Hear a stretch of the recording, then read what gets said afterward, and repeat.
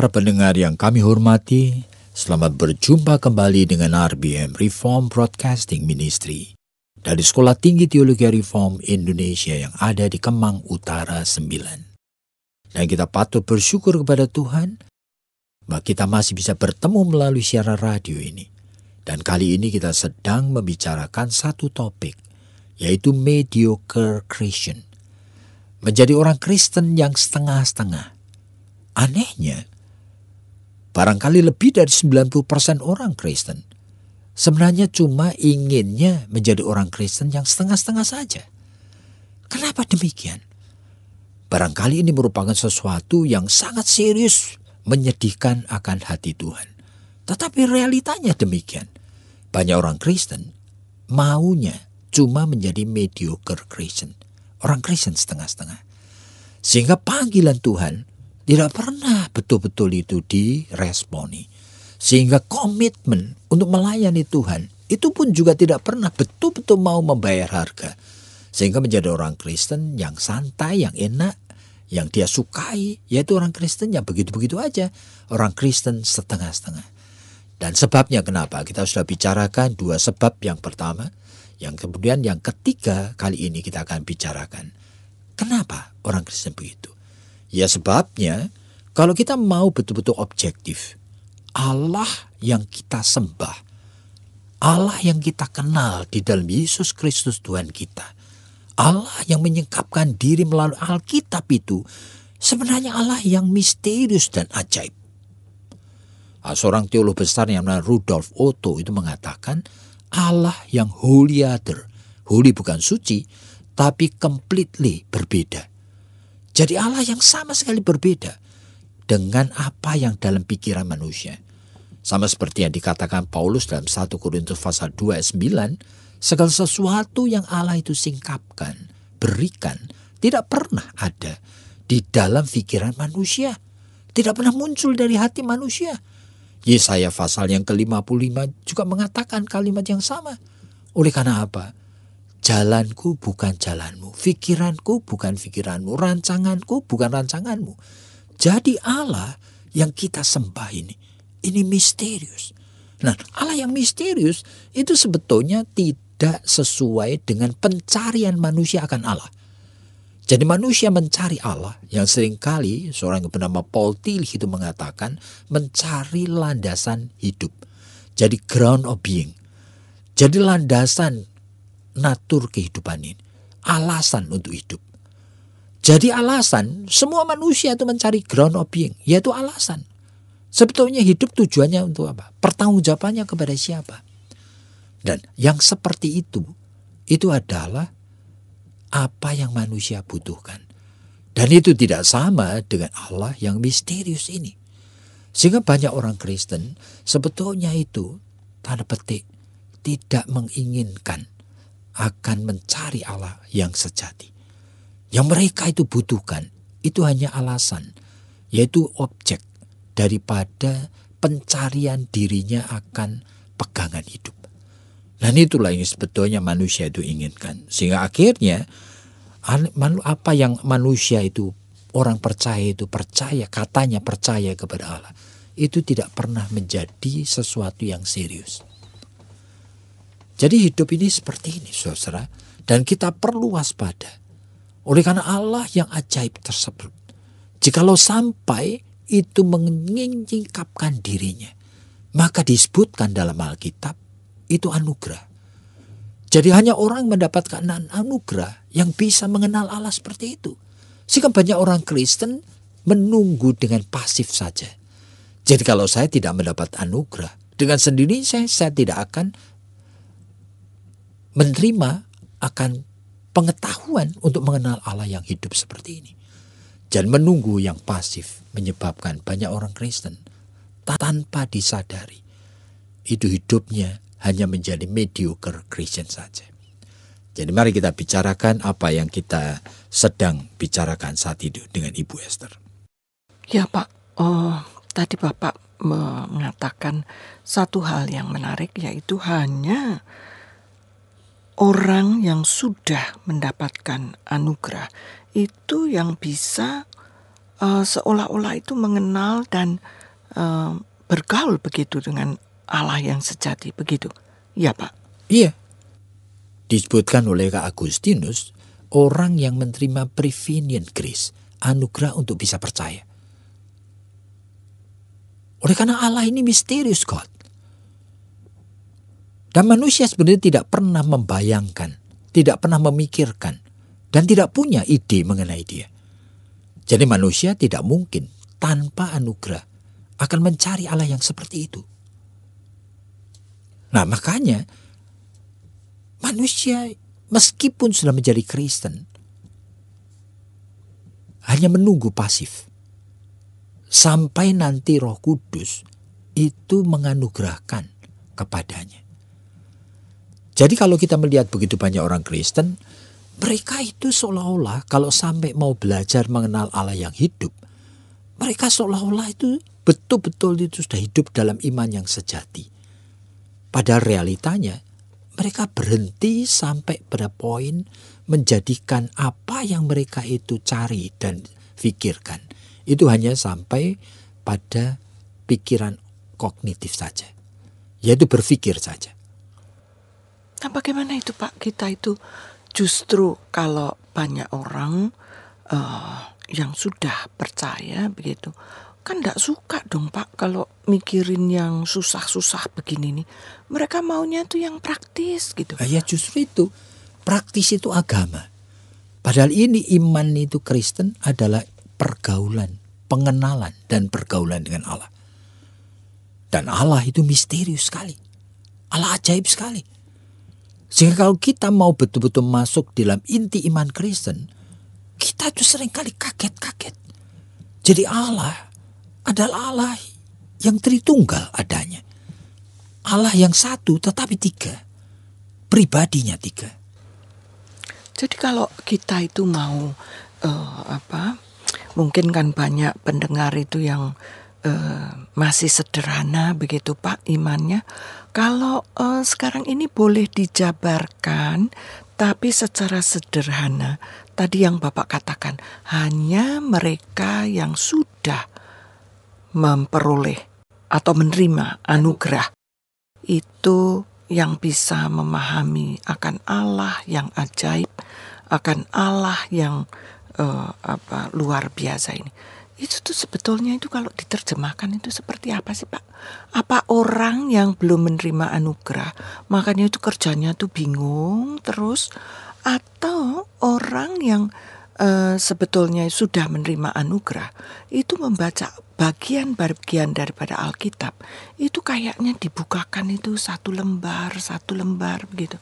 Apa seperti itu toh Pak? Ya itu, tetapi realitanya sebetulnya begitu banyak orang sudah menerima anugerah, tetapi oleh karena tidak meresponi dengan serius, kemudian kesadaran dan pengenalannya akan Allah itu tidak tumbuh. Jadi Tuhan adalah Tuhan yang menyingkapkan dirinya. Jadi kepada banyak anak-anak Tuhan yang sudah menerima anugerah, itu Allah menyingkapkan dirinya. Seolah-olah Allah itu mengatakan, datanglah kepadaku, kenalilah aku. Ini aku. Dan Allah akan memperkenalkan dirinya secara bertahap. Tetapi banyak orang Kristen itu kemudian meresponi sedikit sekali. Sama seperti tadi Ibu katakan. Keinginannya untuk belajar mengenal kadang-kadang cuma kecil sekali dan kemudian dia lupakan dan dia abaikan. Lalu dia menemukan alasan, aku kan orang sederhana. Padahal Tuhan juga akan menyatakan dirinya yang ajaib itu dengan bahasa yang sederhana kepada orang sederhana. Baik Pak, itu kalau misalnya ya, ini misalnya. Sebagai contoh tuh adalah orang-orang Israel begitu yang sudah dibawa keluar sama Musa dengan susah payah begitu ya. Itu kan juga mendengarkan suara Tuhan, mendengarkan firman, mendengarkan bukan cuma mendengarkan, tapi mereka juga melihat banyak sekali tanda Keajaiban. ajaiban. Ya, tanda-tanda ajaib yang Tuhan itu berikan. Nah, kenapa? Pertanyaan saya, apa itu tuh tidak sama dengan kita-kita ini? Pada saat itu kan mereka itu dibawa keluar dari Mesir, itu kan enggak lalu kemudian itu mereka ada di 10 kota, lalu mereka itu harus berkoordinasi begitu kita untuk mau kemana. Tapi ini kan merupakan sekumpulan daripada orang-orang yang sudah terpilih dan sudah seolah-olah sudah dipisahkan dan tinggal pergi atau sedang berjalan ke tanah Kanaan gitu. Nah, ini yang saya rada nggak ngerti begitu loh Pak. Ini kenapa kok Tuhan yang ajaib tadi juga Allah yang membiarkan mereka itu berputar-putar begitu sampai 40 tahun lamanya. Bagaimana itu Pak caranya itu menjelaskan kalau itu diaplikasikan dengan kehidupan kita yang sekarang ini? Makanya itu yang disebutkan iman itu anugerah. Tetapi kita tidak percaya bahwa Allah itu jahat sehingga kepada yang satu diberi anugerah, kepada yang lain tidak. Bukan begitu. Ada suatu misteri yang tidak pernah bisa dijelaskan di sana. Cuma dari sekian ratus ribu mungkin umat Israel yang keluar dari Mesir saat itu. Nah, kalau kita mau perhatikan itu ya, ini akan kumpulan massa yang secara fenomena itu dipilih Allah. Oleh karena mereka itulah yang dibawa keluar dari Mesir, yang diberikan janji mendapatkan tanah perjanjian. Tetapi realitanya apa yang Tuhan sudah singkapkan sampai dengan begitu dahsyatnya Tuhan menunjukkan akan kuasanya yang ajaib yang tidak masuk akal. Oleh karena berturut-turut terus-menerus sampai laut pun terbelah di hadapan mereka. Dan tiap hari mereka menerima turunnya mana, roti dari surga selama 40 tahun. Dan tiap hari melihat tiang awan yang menutupi, memayungi sehingga mereka tidak sampai gosong di tengah padang gurun itu. Atau tiang api sehingga mereka tidak pernah kegelapan di tengah malam gelap. Tetapi mereka tetap tidak meresponinya. Meresponi hanya pada saat mereka itu membutuhkan dan kebutuhannya dipenuhi. Begitu menjadi sesuatu yang rutin, mereka membiarkan akan hati yang degil dan tengkuk yang keras itu menguasai mereka. Jadi itu picture, gambaran dari kita juga. Jadi hidup ini sebetulnya apa? Jadi seharusnya kita waspada sama seperti yang Tuhan Yesus katakan dalam Yohanes pasal 17. Bahwa kita ini bukan milik dunia. Kita berada di dunia tetapi kita warga kerajaan surga.